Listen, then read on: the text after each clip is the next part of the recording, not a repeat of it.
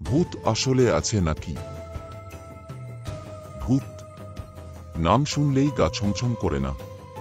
কিন্তু প্রশ্ন হলো, ভূত কি সত্যিই আছে?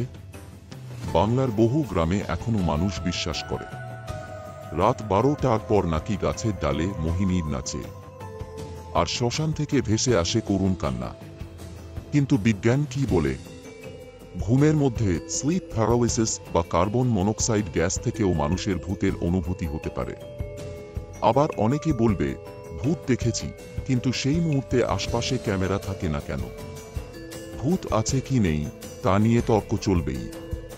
তবে একটা কথা সত্য, আমরা অজানাকে ভয় পাই, আর সেই ভয়ই জন্ম দেয় ভূতের। ভয় পেও না, জানো, বুঝো, শিখো। সাবস্ক্রাইব করো মিনি জ্ঞান, জ্ঞান, মজাও।